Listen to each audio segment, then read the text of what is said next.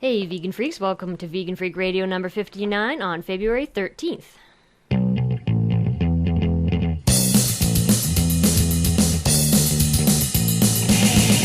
we were kids, the bugs and the birds fascinated us. They were just like us. And we were taught to slam the door. It's not cool to feel too much. But some of us break free. What are you? I'm a vegan freak. That's what you think. I'm a vegan freak. Your opinion, I'm a vegan freak. Hey everybody, how you doing? This is Bob, And Jenna, and we're back again. Going to be a short show this week. Turbo Show. Turbo show. Kind of like the walk we took today. Yeah. I was out walking today. We were out walking the dogs just before the show, because if we don't walk the dogs before the show, No show. no show, all hell breaks loose, basically. Exactly. So we were out walking the dogs, and I kept seeing these little white things. Like I would blink, and I would see these little white things, and I was like, "What the fuck is that?" So we get home, and I look in the mirror, a little mirror right when we walk in. And I look in the mirror, and there are actually little ice droplets on my eyelashes. That's what those little white things were. So you better love us, because it was like 5 degrees out when we took the dogs. 5 degrees, not centigrade for everybody else in the world. No, Fahrenheit. F. It was above zero, so we were like, well, we got to go out. We just got to do it. Yeah, that's true. Well, anyway, here we are. We're gonna have a quick show today because we're busy. Yeah. But part of our New Year's resolution was to bring you a show every week, and we're going to try. That's what we're doing. We're So going to try hard. even if it's quick, we're going to do it. Yep. So that was it. Hey, tomorrow's Valentine's Day. Yes, it is. I didn't get you shit. I didn't get you shit. Good. It's a commercial piece of crap holiday anyway. Yeah, I think a long time ago, we just had this mutual agreement that we wouldn't get anything for each other on Valentine's Day and just celebrate other days. I mean, is it ironic that Valentine's Day is called VD? No. No. Anyway, yeah, I didn't get you anything. I know a lot of you out there are probably thinking that we're cynical and all that, but come on. I mean, if you love someone, shouldn't you show them all the time? You should. Shouldn't it be a daily exercise? Yeah, just because, you shouldn't have to show me you love me with a card. Yeah, and a dozen flowers that the cat's just going to eat. and a dozen tired cliche. I mean, roses. Shit, I probably just offended people out there. Sure. No, I think it's very romantic if people want to do that kind of thing. I agree. But it's not like we can go out to eat at a good restaurant around here and have a nice romantic dinner, because that's impossible. So yeah, it's totally impossible. Well, anyway, I hope whomever out there is, you're having a Valentine's Day. I hope you have a very good one. I hope that you spend time with your loved one and get a lot of good loving. Put on some Barry White. now, if you're having a snow day tomorrow, oh, true. Well, you might be. Well, that's only in the northeast of the United Yeah. States, which constitutes a tiny percentage of people who That's listen true. to I Vegan know, Freak I Radio. know. But actually, this is a big storm that's hitting a lot of the U.S. True, but even the U.S. constitutes a tiny proportion I of the know. Vegan Freak listenership. We have listeners, I think, in all major continents. I think so. I'm trying to think of any we don't have. I don't think we have any on, Antarctica. Yeah, right. We don't have any, out there. We're kind of challenging to be a vegan down there, but Well, whatever. All right, so let's move on. Okay. We have a couple thanks to give people. yes, people have been sending us shit. Not Not shit like bad shit. shit, but shit isn't like stuff in Cool general. shit. Oh, cool shit. Cool Yeah. shit, not shit. No, But cool I shit. didn't mean it like that. Go ahead. Well, we need to thank Kat for sending us an awesome cookbook and some sweet goodies. Absolutely. And Kat is the vocalist on our theme song. Mm-hmm. So many of you know Kat, or at least you know her voice. Yes. We also want to thank Peter from Australia. He sent us 2 really cool t-shirts. And Bob is going to get them now. So I can describe them. Okay. Because I can't describe them without looking at them. Right. One of them it just says the animal rights terrorists on it. And it kind of, how would you describe that? It looks like a rescue.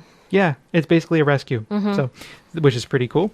And the other one, it's pretty good. It's got 2 little blocks on it. Inside one block, you have the letter V, uppercase and lowercase. And the next block has a gun in it. So these are great shirts. He didn't tell us how to tell you to go get them. So I don't know. Maybe he was just printing them for friends and stuff. Yeah, I don't know. Well, anyway, and also we need to thank Leann for a zine. She sent us a zine about what she did over her break. Yeah, it's called 18 Long Days. 18 Long Days, and she has a blog, 18longdays.blogspot.com. I never had a chance to go there and look. No, I didn't, but I read the zine. Yeah, I did too. It's cool. It's got a little vegan guide to Chicago in the back, and Yeah, and it mentions us. Mm-hmm. And, I like that. of course. No, but the zine itself actually is, it's cool because she just gives you a little, it's like, what I like about zines is that they always give you, to me, the best zines give you little glimpses into the lives of people, right? The kind of travel zines or biographies or autobiographies. And this gives you just kind of a little glimpse into her life, and I like that. Microcosm also sent us some stuff for review. Do you all know about Microcosm? You should if you don't. Speaking of zines and comics and all that stuff, we will review some of that stuff on the show. Yes. That was the idea for them. Okay, we will do that. So we shall do that, but we haven't had a chance to really dig into those yet. So Microcosm's a good business support, though. I'm totally behind supporting the kind of small scale, Definitely. cool They've people. got a lot of cool stuff on their site. They do indeed. Yeah, and if you're lucky enough to be in Portland, you can go visit. Indeed. Well, they also have an online shop. Yeah, that's what I said. Online first. Yeah. Well, okay. Previous 2 weeks, as you probably have heard, man, long interview, two big segments with Gary Francione. We had a lot of feedback on those that we will deal with at some point, but not really today. Ew, what is this all over your screen? I don't know. I think it's cat snarf. No, yeah, cat snarf. No, the cat sits over there and Jenna snarf. sneezes and It's screen spray. Oh, I have to switch your keyboard layout.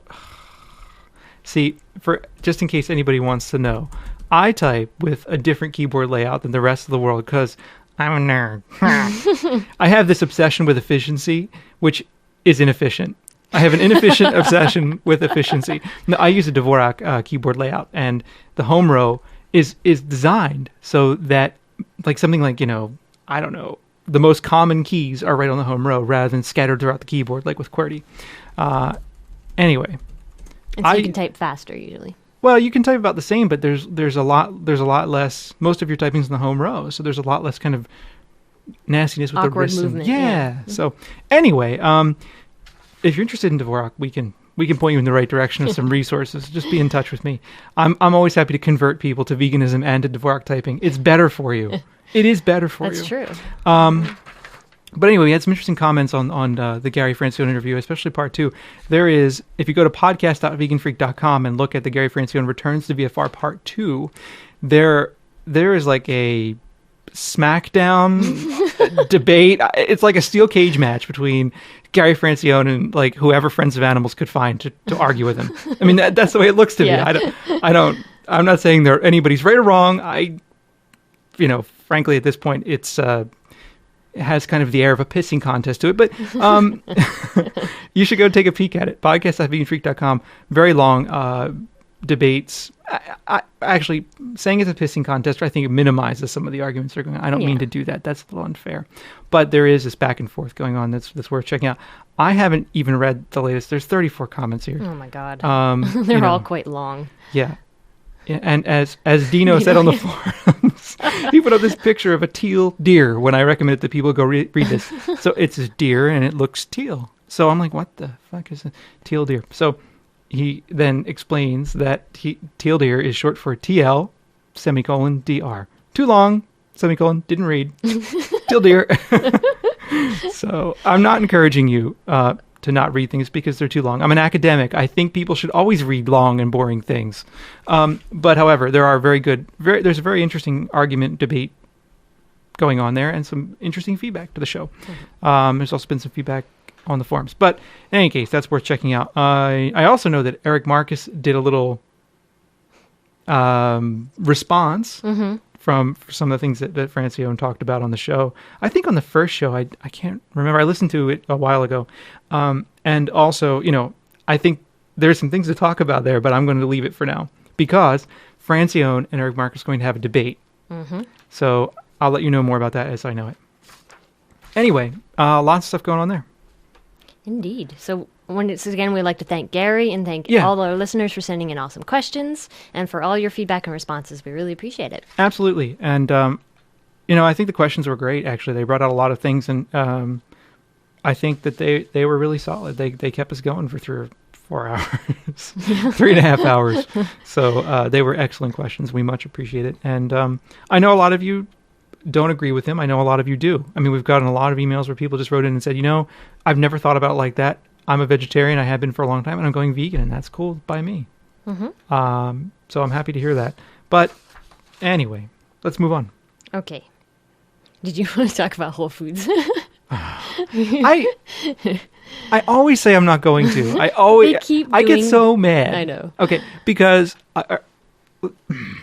I try not to be an angry vegan, as I was accused of in an article in Slate. I actually want to leave Whole Foods alone. I want them to just go, motherfucker, telephone ring. It's Gary Francione. It actually is. Sorry, Gary, I got to do the show. Speak of the devil. Professional, yes. Oh, anyway, I usually turn the ringer off before we start the show, but we're a little organized. So, disorganized. I decided I wasn't going to... It's done now. Okay. This is what you get, man. We're podcasters. We're not we don't have a studio. No. Anyway, I always say I'm not going to talk about Whole Foods because I think, the listeners are probably tired of it. Some of them like Whole Foods. And, if you like Whole Foods, I think you're wrong. But no, I don't respect you. I just think, I just think it's old, right? It's like beating, no, I'm not going to go there. No. It's like same wine, different bottles. Okay, there you go. Same shit, different day. Yeah. So I try not to do the same shit, different day. But Whole Foods consistently and always, and I'm flailing my arms now, they always do something that makes me holy fuck, you are so stupid. How could I not want to talk about how stupid you are on my show when you keep doing shit that is so stupid? Yeah. And I'm sure most of you are probably aware by now as to what we were referring to. Well, it was actually one of the inventions of the year we talked about way back when. Indeed. And it has something to do with stunning lobsters. Yes, indeed. Because, back a few, was it weeks, months? I don't know. Anyway, Whole Foods decided that they were going to stop selling lobsters in all of their stores because they couldn't do it nicely enough. But now they have lobster condos. Yes. That's what they call them, condos. And this is in their Portland, Maine stores. This is a new store that they're opening up. I think they should call them lobster projects. I mean, that would be... I don't know. I mean, if you look at anyway. Right. So now, of course, they're going back on what they said. They're doing it in Portland, Maine. They're selling lobsters because they have this special system set up of these lobster condos where they each have their own little space. Yeah. So they don't claw each other. And it's mostly so they don't mark each other up and make each other look ugly. Well, actually, I mean, if you dig underneath it, it's actually something that does increase the profitability of selling lobster and bringing them to market. Yeah, because that way apparently a lot of lobsters injure each other and when they're crawling on top of each other in a tank. Well, I mean, okay, yeah. The thing is, though, this is undoubtedly better than the system in which lobsters are crawling on top of each other and mutilating each other. Of course. But Go ahead. No, go ahead. No. No. Mm-mm. I'm tired of talking about Whole Foods. I mean, I'm giving them all this free publicity on the show. I'm tired. But anyway, of course, it is better. Yeah, they are treated better. But however, they are still seen as food. Absolutely. That is the problem. Well, and also to get back to it, Whole Foods builds their entire reputation around being this compassionate retailer. It's fucking ridiculous. It's like compassionate retailer. You are selling the bodies of animals for money. What is that? Not compassion. That is not compassion. And people think that they're great, and I don't get it. I don't either. I mean, I show compassion towards fellow humans. I don't go out and hit them over the head and slit their throats and sell them in a store. Yeah. Well, anyway. Whatever. Let's stop because I know. I just know we're losing listeners. I just know we are. I think a lot of people appreciate it, though. There are a lot of Whole Foods haters out there. Don't be hating on... No, I think that there probably are. I don't know. I just don't want to keep hitting Whole Foods over the head. Well, now, of course, they also provide. Well, you gotta tell the whole story. I mean, they're also now providing little pamphlets that explain to you how to kill them nicely. Mm-hmm. And for anybody who doesn't want to boil them alive, they'll stun them with that crust-a-stun thing we talked about a few weeks ago. Yes, electric current. Mm-hmm. Yeah. So that's very compassionate. Yeah, and of course, PETA is on board of all this too. They think this is just great. Well, they did say, the one article I read had mentioned, PETA said, we wish no one would sell lobsters, but if they're going to do it, this is the way. Something like that. That's not an exact quote. Right. So don't come beating down my door, Ingrid Newkirk. She wouldn't even listen to us. She's probably somewhere just, who knows, living on her 30 grand a year in the big PETA-funded house.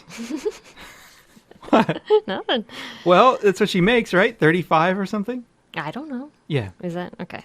She doesn't make much, but she doesn't pay for anything either. She's like a college president. Well, except they make a lot. They do. Usually.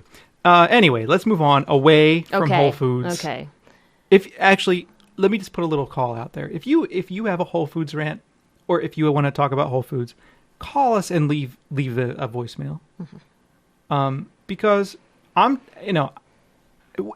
is this too much? Like, I want to hear from you if you don't like Whole Foods. If you like them, I don't want to hear from you. If you don't like, well, no. I mean, what is the defense of Whole Foods? I mean, how are they defensible in any way, shape, or form? What is the defense that would come, for Whole Foods? They bring vegan food to the suburbs. But here, remember the hypothetical that they do. They bring vegan food to people who can afford it. Exactly. I'm not even gonna go there. I don't even want to. They were even calling it whole paycheck on NPR the other day. Today. Is that today? That was this morning. You were half asleep. You're like, hit snooze again. That's what you kept saying to me. I'm on sabbatical. I don't have to get the fuck out of bed ever during these days. And the alarm's next to me, and you're nudging me. Hit snooze again. Hit snooze again. Well, not my fault. The alarm's next to you. Well, not me. I woke. Did you notice after the Whole Foods thing came on? I woke up. Yes. Because I was like, rage is a wonderful tonic. Yeah. It is. We are rambling. We are. Let's go. Move. Done. Okay. No more. Anyway, Fuck them. Today, our show is basically, I have on our little outline here, it's entitled, Some Animals Are More Equal Than Others. Because all the things that we're going to discuss today, various articles that we found, talk about basically why some people treat some animals better than others and why we create this weird hierarchy. Indeed. So, you want to talk Am I going first? Yeah, sure. Oh, well, this is an article. We get Time and Newsweek because Newsweek doesn't make me angry enough. No.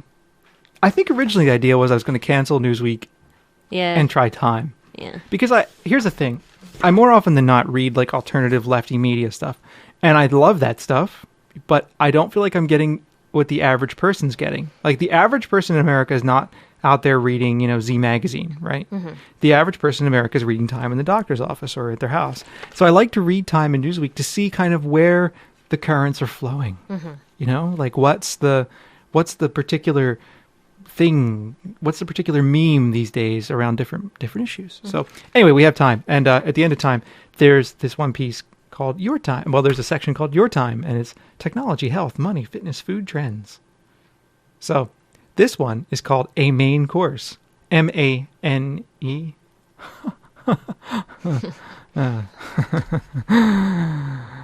I'm looking for the drum beat. Where is it? Hey. Ask you what the most important thing about comedy is. It would be timing, though. I fuck it up all the time. Anyway, A Main Course, and this is by Joel Stein. And Joel says, I was moved by the volume of tributes to Barbaro upon his passing. Front page articles, thousands of cards from fans, a college scholarship in his name. Then I found out Barbaro was a horse. Here's what they do with dead horses in the rest of the world. They eat them. I'm going to read the whole article. It's not that long. Okay. See, it's like... Okay, yeah, it's short. Okay. But in our country, the thought of eating horse is so taboo that the American Horse Slaughter Prevention Act was just reintroduced in Congress, although there are even fewer horses eaten than flags burned. Despite our reputation, it turns out we are actually a nation that thinks like a 14-year-old girl. I mean, that's offensive on so many levels, right? Oh, yeah. Okay, it's offensive first because it implies that caring about animals is feminine. Uh-huh. And it's offensive because I know we have 14-year-old listeners. Maybe we shouldn't, but we do, who write to us and clearly have a better understanding and analysis of the world than this asshole. Yep. So I think it's the meaning. I think it's definitely sexist. Mm-hmm. And it's just really problematic. So I'll keep going. Okay. This article annoys me, but there's one thing at the end that I think is good. So okay. a lot of annoyance and one good thing at the end. But the guy's still a dick. The only thing that made me wary about eating horse is that Bridget Bardot, and here's another sexist thing, perhaps the hottest woman ever, has spent her post-acting career campaigning for a ban on the meat. That seemed convincing until I found out that Bardot also backs Jean-Marie Le Pen, the far-right French politician, and has bashed Muslims, gays, and the presence of women in government. Plus, she hasn't aged all that well. Oh my God. What a dick. No shit. Yep. I decided not to let a bunch of horse freaks, regardless of how hot they once were, prevent me from eating meat enjoyed in Japan, Belgium, France, Italy, Sweden, the Netherlands, Germany, and Austria. And I would also add Spain. Because I remember walking down the street when we first were in Spain, and I saw a menu out on the side. They have these little menus out on the sidewalk, right? On a board. And it said, caballo. And I looked at Jenna. I said, does that say caballo? And she said, yeah, this is caballo. And I said, is caballo caballo? Is that a horse? And she looked, I don't know. It apparently was. Anyway, I quickly found out, however, that it's just about impossible to get a good piece of horse in the U.S. There had been 3 horse meat processing plants here that shipped meat overseas for consumption by humans and kept some behind for consumption by animals. But the 2 plants in Texas were ordered shut last month when a court of appeals agreed to enforce a 1949 state law banning the sale of horse meat to be eaten by people. The one in Illinois was unwilling to ship some to me in California because my state's laws make selling horse meat for dinner illegal, even though I promised not to reveal where I got it. This Scooter Libby trial is indeed having chilling effects on journalism. So I got a friend in Vancouver to drive to the Oyama Sausage Company, a high-end meat store at the Amazing Market on Granville Island. Sadly, she wasn't able to pick up any horse steaks, or better yet, Italian horse salami or German horse sausage.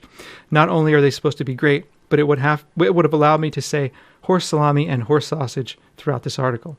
But she did pick up half a pound of salted cured meat. On the FedEx form, she called the shipment a leather art project, which seemed about right. Still, Homeland Security must have been wary of our ploy since the package arrived with a big green sticker reading, examined by U.S. Customs and Border Protection, but was otherwise untouched. American shores, you should know, are not safe from rogue cold cuts. When I opened my package, I couldn't believe how deeply red the meat was. The Japanese call it sakura, I guess. I mean, I don't speak Japanese. Which means cherry blossom, because of the color. I kept waiting to slice it up to serve with goat cheese and crackers and an earthy bottle of Chateauneuf de Pape, but my wife, Cassandra, kept saying she wasn't hungry yet. Cassandra, I was learning, takes her cliches pretty seriously. When she was finally hungry enough to eat a horse, I cut us some thin slices. It turned out to be pretty awesome. A sweet, rich, super lean, oddly soft meat, closer to beef than venison. I put some slices over a salad of arugula with olive oil and a splash of lemon juice and some caramelized onions. It was like a livelier, lighter braciola. It's not that I don't think killing horses is cruel. It's just that I think killing chickens, pigs, sheep, and cows is equally bad. Morality based on aesthetics is pretty shallow. In fact, the only weird part about eating horse was that, unlike with bacon or ribeye, we kept picturing the animal, which was kind of gross. Nonetheless, until I decide to stop my less than noble practice of eating other animals, I've got little choice but to order up some more horse. That's interesting. So that's the thing, right? The article is, I was reading this the other morning while I was eating breakfast, and I was like spitting oatmeal on the page. I was so angry. And then I got to the end and I was like, He makes a good point. He makes a good point, but he still eats it, though. I know. That's the thing that's frustrating. It's like, and he can picture the animal, and he knows it's wrong, and yet he does it anyway. Well, there you go. So, horse. But here's the thing. I agree with him at the end, right? It's like, of course. Why privilege the consumption of horse? Like, why are we so offended by eating horses when we're not offended by eating cows? Exactly. And chickens and all of that. And so that point makes a lot of sense. But the guy throughout the article clearly is one of these people who, like Anthony Bourdain or whatever his name is, is living his adventurous life through his stomach because he's, too afraid to go bungee jump off a bridge or something. Exactly. So. Yes. Oh, Frippy sent us an email with a link to the New York Times article. Apparently now a new delicacy are the eggs that you find in a killed chicken that haven't been laid yet. Oh, God. So that's morbid. That's like serial killer morbid. I know. So they find these eggs when they kill the chicken and they cut it open and they find these eggs that are still in there, and that's like the new delicacy. Like this whole article was about adding them to soups and to pasta, and it was so disgusting. And he had a picture of them. It was so gross. I just can't help but think of Silence of the Lambs. Where the guy is at the top of the pit saying it will put lotion on itself. It's like it just feels so serial killerish to me. Yeah. It's like Jeffrey Dahmer. I know Jeffrey Dahmer. Yes. Yeah. Sorry, I'm not up on the serial killers of the 20th century. Oh. So. Yeah. So, yeah, that's just disgusting. It is. But anyway. We'll talk about that, I'm sure, next week. Yes. Go ahead. So, New York Times articles. Actually, this one, continuing on kind of the same theme of how animals are not equal, and we don't treat them equally because they have different status in our society based on their use, which is, of course, problematic. Yeah, that's true. Or what? No, go ahead. Oh, okay. Anyway, it's interesting because I had found the next article I'm going to talk about, I had found on the New York Times the same day this article appeared, and this one was sent to us by Bob Jekyll, and he says, quote, "More examples of food-animal commodification and how some animals are worth more than others." Mm-hmm. So it starts off with, it's a new problem for farmers, few veterinarians. Rainbow had the bad luck to try to have a baby on Thursday. Thursday was her doctor's day off, and there was no one else for miles who could handle a complicated breech birth, not when the mother was a Holstein cow. Had the vet been there, we could have done a C-section and she could have lived through it fine, said Becky Benson, the owner, with her husband Eddie of Rainbow and 150 other dairy cows. Instead, I worked on her till I was just exhausted, Mr. Benson said, but I ended up having to take the cow to a butcher shop where she got processed for hamburger. These days, the Benson's veterinarian is pretty much the only cow doctor in a 1,300 square mile swath of Maine, and the only one of about 30 large animal veterinarians left in the entire state. And across the country, veterinarians who care for the animals that provide the United States with food are increasingly short supply. For one, there's generally more money to be made caring for cats and dogs. And with fewer students from farm backgrounds, fewer gravitate to rural jobs, especially if a spouse needs work too. Large animal care can be tough, even dangerous. Think of maneuvering in frigid weather around 1,000-pound cows and manure-filled pens. And more veterinarians are women, generally less inclined towards large animals. And then they go on to say, "We look at it as a crisis," said Dr. Roger Marr, the association's president, who cited serious consequences not only for the well-being of farmers and animals, but also potentially for food safety and the impact of non-native diseases like bird flu. Then don't eat them. Would be my solution to the problem. Not a bad idea. But basically, it all comes down to that people who care for cats and dogs make way more money. Yeah. And so nobody wants to care for these animals that people eat. Mm-hmm. So they get treated like shit. And if there's no care available, they kill them. Well, the other thing, though, is that even if there is care available, it'll only go to a certain point. Right. They don't, if it's not profitable, they won't do it. Right. And that's the thing. Isn't there another quote in an article? Yep, exactly. Go ahead. For Fifi, the family dog, you'll spend $1,500 or $2,000, Mr. Arms said. That old cow, at some point, economics kick in, and you say if she's going to cost $1,500, I can buy 2 cows for that, so I should have shot her. And that's exactly it. When an animal has a price attached to it like that, mm-hmm. That's it. I mean, it's a break-even question for the producer. And that's horrible. It is, because they're a commodity. They're not an animal. They're not a sentient being. It's a commodity. That's right. And it's just sick. And it's a commodity that's meant to produce a particular, it's meant to produce profit, right? Mm-hmm. So as a commodity, right, it's tradable. It's chattel property, right? You can buy it and sell it. Mm-hmm. But also it's not just a commodity in the sense of something that you own, but it's a commodity that is meant to leverage more capital to produce more money, right? To produce more capital. And so if that particular bit of capital producing property ends up costing too much money, that particular bit of capital producing property has to be done away with. Mm-hmm. Has to be liquidated. Exactly. And that's the fucked up dynamics of capitalism that drive so much of the industry and that deal with our hierarchical relationship with animals, mm-hmm. which are really screwed up. Yep. And I'm writing about this now, so I feel a little bit of intensity about it. Yes. Indeed. And it goes on to say that this is getting worse because small dairy farms are closing because of more factory farms, and factory farms are even less inclined to get help for their animals. Oh, absolutely. Absolutely. So, and basically it says you either eat your mistakes or you bury with them. Or you what? Bury them when it comes to these kinds of things. It's ridiculous. I mean, the interesting thing, too, you talked about the family companion animals in there. Mm-hmm. I was reading this book a while ago. It's called, the book is called Animal. Mm-hmm. And the author is Erica Fudge. And she talks about how for most of us, companion animals that we have in our homes, especially dogs and cats, are in this kind of middle territory between animals and humans. Mm-hmm. They're not quite animals in the sense of like a cow or a chicken or a wild animal, but they're not quite human. They occupy this weird middle ground. And that middle ground is kind of it's a problematic area epistemologically, right? For people who don't think about animals all animals as kind of being worthy of consideration. Because epistemologically, right, if you have this kind of middle area where you've got a dog and a cat, and they're going to be the ones that sleep in your bed, and then you get up in the morning and eat a fucking sausage. What does that say about our relationship with animals? It says it's really fucked up. Yep. So that's a very interesting point that the author of that book raises. It says, cats and dogs occupy this middle ground. So Exactly. And that goes with the next article I was going to talk about. It appeared in the same issue of the New York Times, at least online.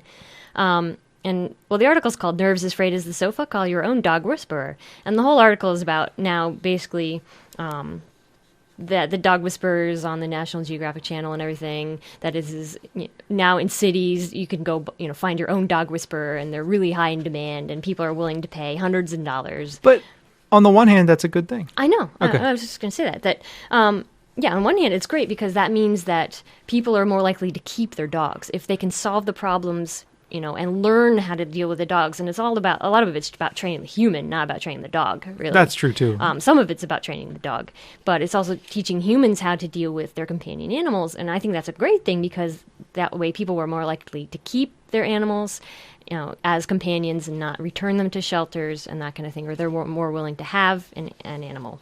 So that's good. But it just really shocking in that people are willing to pay hundreds of dollars for this kind of service, whereas you got this cow has a breech birth and they kill her. Absolutely. It's just, it's just such a stark contrast. So there's a couple things in this article I wanted to mention. The house call boom that talk about the clients that they're willing to pay for this kind of thing is part of a general expansion of the pet services sector of the $38 billion pet industry. $38 billion? $30 pet industry. Spending in that category swelled to $2.7 billion in 2006 for services like training, grooming, and boarding, up from $1.2 billion 5 years earlier, according to the American Pet Products Manufacturers Association. So people are willing to spend all kinds of money on their pets and then eat some other animal. But an interesting thing in this article that they mentioned was this paragraph, and it says, rising animal adoption rates as a result of shelters enacting no-kill policies and focusing instead on promoting adoption have also contributed to the increase of people like the dog whisperer. So at Animal Care and Control of New York City, adoptions have more than doubled since 2001 to 19,314 in 2006. So that's good. Great. Yeah, I saw that and I was like, wow, that's wonderful. And then the article talks about how rescued pets often come with baggage, which is sadly true. Well, Not yeah. always, but the thing is that people have this, that made me feel like, I don't know, that sentence, because some ways it's true, because people treat their animals horribly and then send them off to a shelter. Yeah.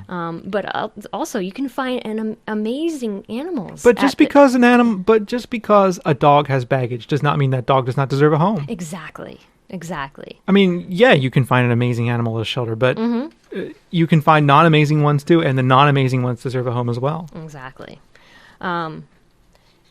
So the article talks about this woman who found this little dog who got hit by a car, and the dog was afraid of other dogs, and they had him off in this little corner, and this woman just fell in love with him and took him home. And of course he had all kinds of issues because he was scared of Sure. everything, from getting hit by a car, and he had a lot of surgery and everything, and she took this animal in. The compassion of people is just amazing sometimes. Yeah. And then I'm sure she went home and had a hamburger.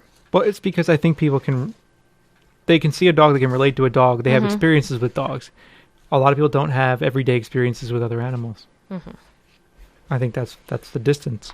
And our culture produces a kind of blindness about what we consume. I mean, not just animal products, but all kinds of products. That kind of blindness keeps us from really understanding the relationships of production, and it lets people remain ignorant. And it puts them in this position of kind of a helplessness almost, like, oh, I don't know where my meat comes from. I know me.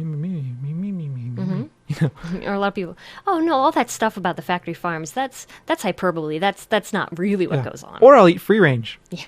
Or organic. Yeah. Yeah, that's what isn't working well. Yeah, that's great. But anyway, after I read that thing about the whole no-kill thing increasing, actually on the blog Invisible Voices, our friend Deb, Deb Mango had an excellent entry about certain cities around the country that are trying to go all no-kill. Good. which is, I think, a wonderful thing. Absolutely. Because what they're basically doing is not just promoting no-kill shelters, but also, of course, spaying and neutering and that kind of thing, and having people realize that adoption, is a great thing. And just one example, this is happening in San Francisco, New York City, Philadelphia, and Tompkins County, New York. But this is from an example from the group Alliance for Philadelphia's Animals. It says that their goal is, the Alliance for Philadelphia's Animals is a public-private partnership with the city of Philadelphia that is working towards a time when no adoptable pet in Philadelphia is killed merely because he or she does not have a home. Cool. Acting as the liaison between the city government and the animal rescue community, the Alliance seeks to provide training and resources to animal care groups already working to place and/or spay and neuter Philadelphia's animals, thereby reducing and ultimately ending the killing of adoptable pets in Philadelphia's shelters. Very good.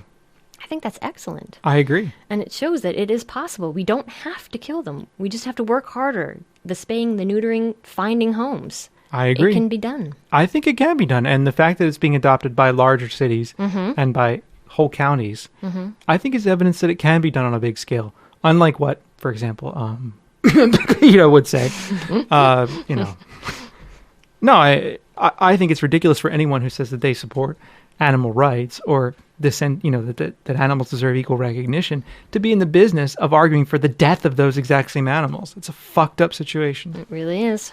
So, but the sad thing is that there are large portions of the country where their shelters are all killed. This is and true. they have really hard time finding homes for places.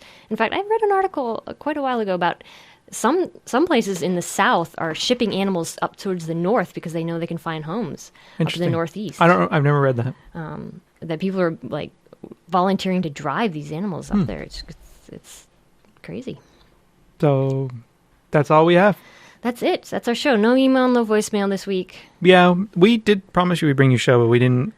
We bring you a show every week. We didn't promise you we would do voicemail and email every week. Yeah, and we have some good ones stacked up. We do. It'll take us some time. We also have to do a giveaway. We've received donations from Ian at Fruition Bakery, and Ian is, he's in Australia.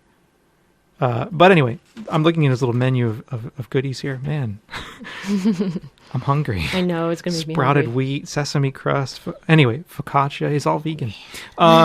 Anyway, he sent us some stuff to give away, earthlings and a couple other things. And Patrick sent us some stuff as well, cookbook and things like that. So we need to do a giveaway. We will. We do. We will. Yes, we will. We got to figure out how to do it, though, in a way that won't overwhelm us. Right. Oh, and subscribers. We finally are put in a t-shirt order. So subscribers, look for an email very soon. Well, the order should be coming in. That's why, soon. Yeah. Not now, soon. Yeah. So, that's it. Cool. That's our show. We're done. So, thank you once again for being with us at Vegan Freak Radio. That's right. Yeah, get in touch with us. Podcast at veganfreak.com. Podcast at veganfreak.com. Yeah. Why am I confused? I don't know. I'm trying to do two things at once. Okay. Podcast.veganfreak.com is our website. 267-295-1944. Put it on your refrigerator door. And there's always the forums, although they're closed till the beginning of March. So that's the way life is. Indeed. Go check out the comments at podcast.veganfreak.com. You can add some if you want. You can do whatever you want. You can do what you want, just like Cartman. Do what I want. That's all I have. I'm just shot. Sorry. Yeah. Just need to sleep more. Yeah, I do need more sleep, I think. Yeah. And I need not to wake up to stories about Whole Foods. We shouldn't put NPR in the morning. And our local NPR station has a series of shorts about dairies lately too. Which Yeah, is I know. annoying, That farms. annoys me. It annoys me as well. So yeah. But they're well-intentioned liberals. They're just liberals who would never ever think about animals. So, yep. I do know we have local listeners, and I'm sure that they know the people at NPR, NCPR, which is our local NPR affiliate. But whatever. They should do a section about veganism. Yeah, right. Look at these freaks. That's probably where it would go. Yep. Our newspaper did it. This is true. Well, anyway, let's close the show out. Okay. Be in touch. Talk to you next week. Bye. I'm a vegan freak.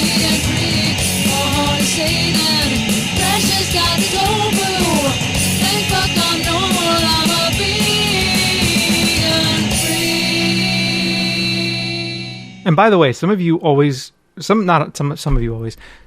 write to us and ask where that song is or if you can get a copy of it. You can. podcast.veganfreak.com. You just go and it's in the left-hand side.